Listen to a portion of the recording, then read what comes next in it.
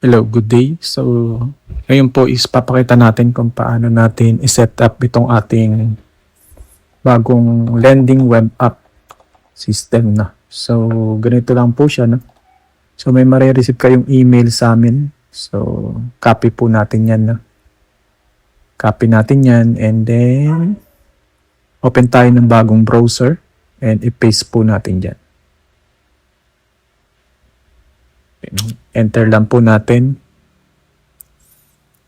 And then ito po lalabas yung make a copy. So click lang po natin yan.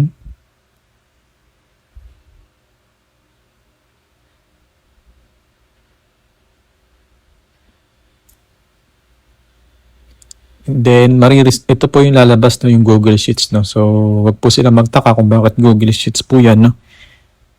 Ito po yung pinakang backend natin, no, yung database. No? So, ang gagawin lang po natin dito is i-click lang natin itong extensions, app script.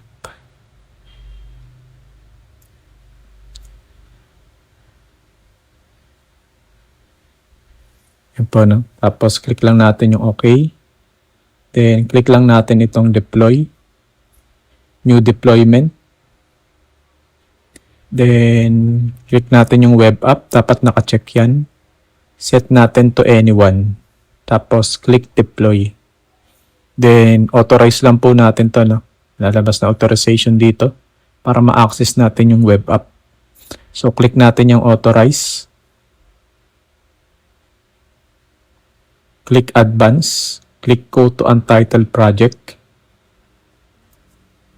Then, select all lang po natin to. No? Importante po to. No? So, dapat nakaselect all yan. Kapag hindi po gagana yung system. Then, click continue.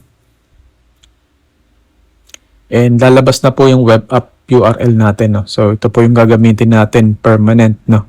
Sa pag-access ng system. So, dapat i-copy nyo yan, i-save nyo yan. No? So, ito na po yung lalabas dyan. No?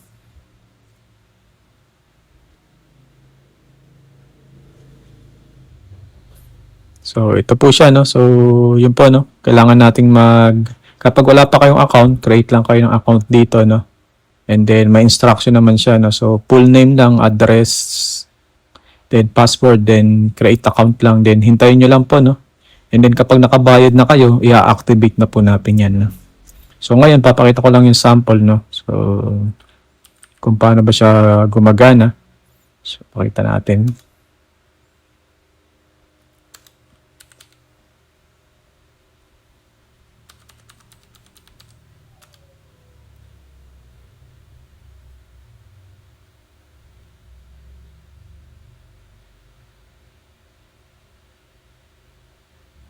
So, ito po, no? Pag open nyo ng web app, lalabas yung ating, may tutorial naman po yan, no?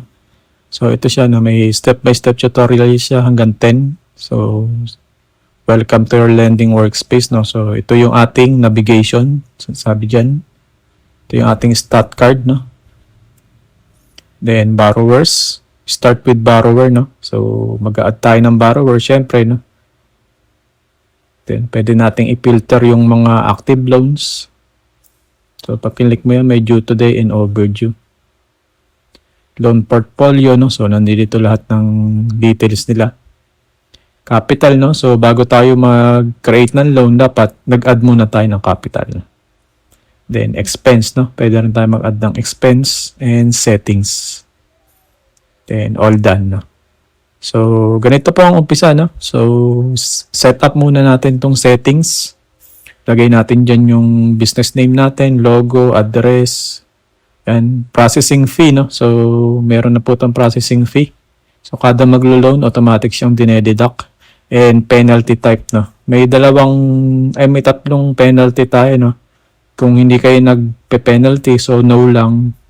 Tapos, meron tayong flat amount, no? Once per overdue. So, ibig sabihin, kapag, kunwari, today, hindi ako nagbayad, so, makaka-receive ako ng penalty, no? Kung magkano yung isa-set nyo rito. Kunwari, 20 pesos, no? So, kada due amount ko na hindi ako nagbayad, meron akong penalty na 20 pesos. Tapos, kung gusto niyo naman percentage, pwede po siya, no? So, magiging percentage lang naman siya. Then, grace period, no? May grace period din po tayo, no? So, bago mag-apply yung penalty, So, pwede tayo mag-set ng grace period. Kunwari, 2 days after after ng due date, hindi pa siya magpe-penalty. So, kapag lumagpas na ng 2 days after due date, doon lang siya mag-a-apply yung penalty. Then, save settings lang po natin yan. Then, all goods na po yan, no? So, bago ang lahat, kailangan po nating mag-add ng capital, no? Kasi dito binabawas yung mga loan, no? So, kung wala tayong capital na ilalagay rito, hindi po tayo makakapag-create ng loan. No? So, after nyong mag-create ng capital, so, pwede na kayo mag-create ng borrowers, no? So, click nyo lang tong add borrower. Fill out nyo lang po yan, no? So, for example, ito po, no? Tayo ng example. So, bill status, ID. So, pwede ko yung mamili ng ID rito, no? Then, choose file. Pwede po nating i-upload yung ID. Income source, monthly. Co-borrower. So, lagay nyo lang po yung details dyan. And, click lang natin yung save. Then, mapupunta na po siya dito sa list na ng mga registered borrower natin. So, ito na po siya. So, pwede nyong makita yung loans, kung may loans na ba siya. Kagaya dito, no? Para ito, ilan ba yung loan niya, no? So, makikita nyo lahat ng loan niya dito. Then, pwede nyo rin ma-edit yan and ma-delete. And pwede rin po kayo mag-record ng existing loan, no? Kapag nag-record kayo, ito na yung mga tapos na, no? So, pwede nyo siyang record, no? Pero ito po is mababawas pa rin doon sa capital, no? So, mas okay sana para hindi kayo malito is start na lang kayo pang the beginning, no? Pag ginamit nyo tong system na to. So, kung ano yung ipaprocess nyo, dito nyo na siya gawin, no? Huwag nyo nang i-add yung mga dati kasi baka malito lang kayo. And then, pwede na po kayo mag-process ng loan, no? So, click nyo lang to, no? Marami na po kayong borrower, no? So, hanapin nyo lang siya, i-search nyo lang siya, no? Then, process loan. Then, ito po yung processing date, no? Ito yung pinakang kung kailan natin i-release yung loan, no? Kung wari, daily, no? Tapos, i-release natin siya bukas, 15. So, ang next payment po niya is kinabukasan, 16, no? Kung wari, daily po siya, no? So, gawin natin 5,000. Interest rate, sabihin natin 5%, no? So, ito po yung frequency, no? Kung ilang beses sila magbabayad sa isang buwan. So, ito po yung ibig sabihin niya, no? Wari, daily po, no? Tapos, may method ng flat or declining, no? So, alam niyo naman po yan, ano pong ibig sabihin niya, no? Tapos, meron tayo itong loan terms month po to, no? Wari, daily, tapos sa loob ng isang buwan. So, 30 days po yan or 31 days, no? Depende dun sa buwan.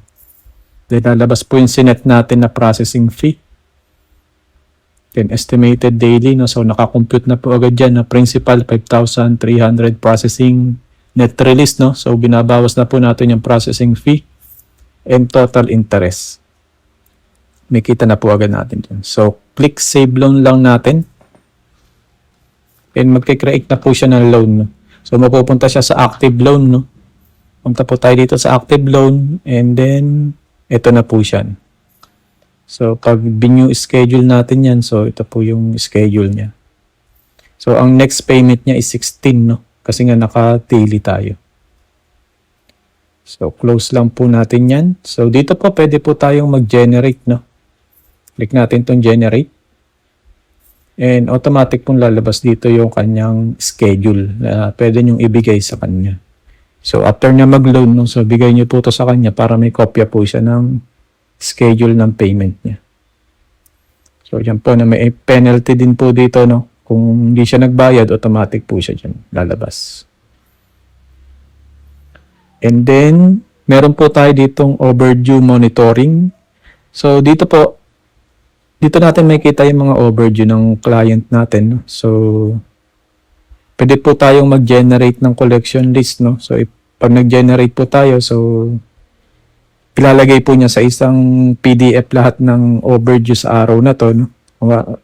Then, ito total po niya lahat yan, no? Pag kung may collector kayo, so, pwede nyo po itong ibigay sa kanya. Then, may kita niyo po yung list, no? Mari, ito si Juan de la Cruz, no?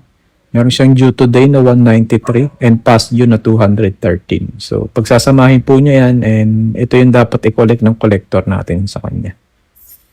Then, yan. May ilalagay lang dyan si collector kung collected na ba or hindi pa. So, din po yan.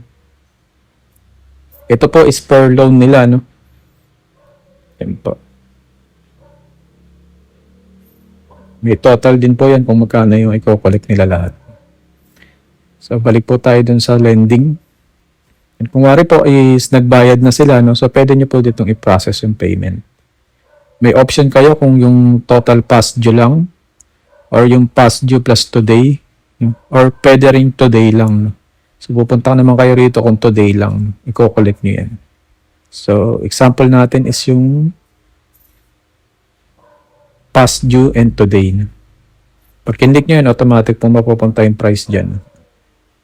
Yung amount. And confirm lang po natin yung collection.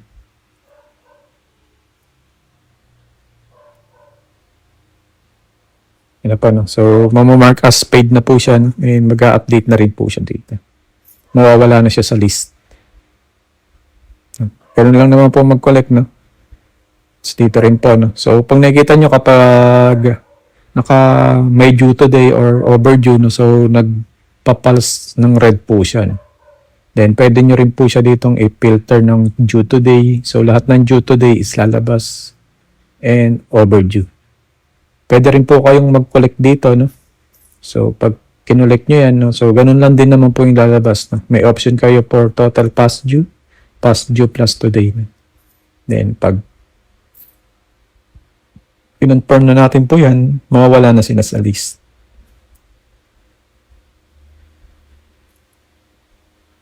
So, ito po, naging dalawa na lang po sila, no? And then, meron po tayo ditong dashboard. So, dito po natin makikita yung analytic ng ating business, no? So, yung total disbursed natin, no? Active loans, running capital balance, monthly revenue, total collected, due today, overdue, and processing fee collected. Then, dito rin kita agad natin kung sino ba yung due today and overdue. Kita na rin natin kung ilang araw na silang overdue dyan. Pwede rin kayo mag-process ng payment dito directly. And ito may mga graph lang naman tayo dito. Dito rin, loan performance per month and recently application loan. Tapos pwede nating i-filter yung wari today, no? So lahat ng na-process nyo, lahat ng nirelease nyo today, may kita nyo dyan. This month, all time, no? Tapos,